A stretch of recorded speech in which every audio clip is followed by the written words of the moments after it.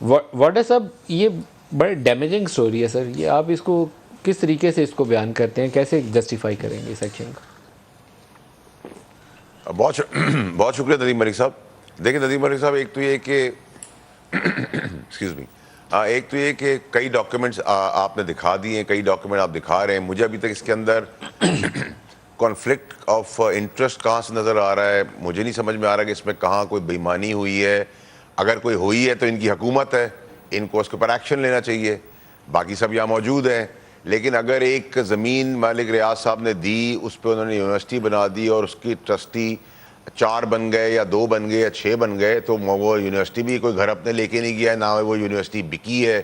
तो इसमें चोरी या बेईमानी का आंसर कहाँ से क्या नज़र आ रहा है, मुझे नहीं समझ आ रहा। मे बी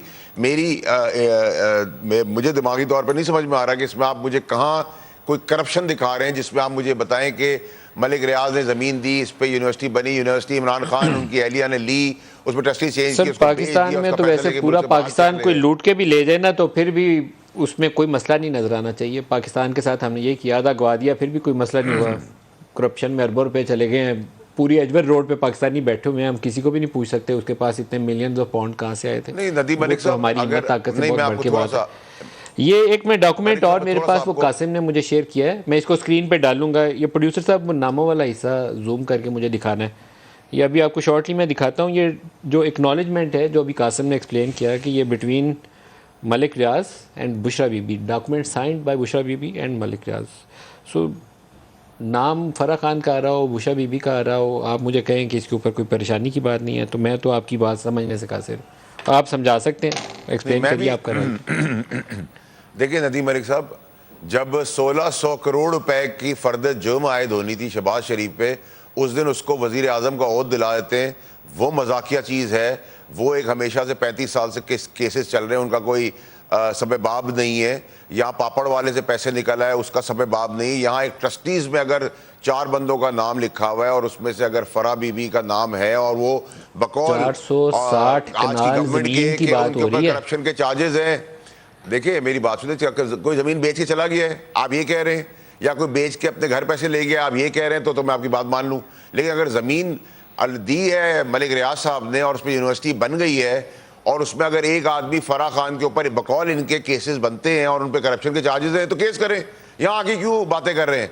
देखिए ना, हमने तो केस, हम जरदारी साहब ने जो केस बनाए थे, जब हम उनको मंत्री अंजाम देने लगे, फर्द जुर्म आयद होनी थी, तो उस दिन आपने डायरेक्टर एफआई को हटा के ईसीएल में डाल दिया और उनको वो दिलवा दिया। ब्रेक करीब आ गई वाडा साहब, तो मुझे समझ नहीं आ रही इसमें। मुझे मैं एक बात, मैं आपकी बहुत इज्जत करता हूं, मुझे आप बताएं इसमें चोरी मुझे कहां से दिखा रहे हैं, आप बेईमानी कहां से दिखा रहे हैं? फैसल वाडा साहब, मैं ब्रेक पे जा रहा हूं। ब्रेक में जाने से पहले सिर्फ एक बात कहूंगा, पाकिस्तान के अंदर ये वो नाम वाला हिस्सा हाईलाइट कर दीजिएगा जी, वो बाकी हटाए ना जी सारे, आप तो कंफ्यूज करें। ये नामों वाला हिस्सा हाईलाइट करें।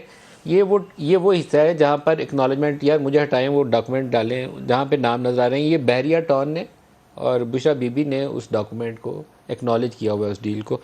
अब मैं किसी के ऊपर करप्शन का चार्ज नहीं लगाता, इसको कहते हैं conflict of interest. Prime minister जब while he is holding office, तो उनकी अहलिया का नाम उस ट्रस्टी में आया, और सिर्फ अहलिया का नाम नहीं आया, फरा खान का आया। हु इज़ फरा खान? फरा खान इज़ नो बॉडी। वो कोई अल अज़हर यूनिवर्सिटी से पढ़ के आई है, कोई मदीना यूनिवर्सिटी की फारूक तहसील है, को रूहानियत पढ़ाने उसने आना था वहाँ पे। इसको कॉन्फ्लिक्ट ऑफ इंटरेस्ट कहते हैं, इसको और कुछ नहीं कहते जी। और मैं ब्रेक ले लूँ, अगर आप उसके आप वापसी पे वजाहत कर दीजिएगा। पाकिस्तान को सुधारने के लिए अगर कभी उम्मीद बनती है ना, तो वो ऐसी चीज़ें देख के तो दिल टूट जाता है। अब ये करप्शन की कहानियाँ शरीफ बरादरान की सुनते सुनते तो हम कान थक गए हैं। शहबाज शरीफ के ऊपर केसेस हैं, उसके बेटे पे भी केसेस हैं, और करोड़ों अरबों के केसेस हैं। ये सही कह रहे हैं वाडा साहब।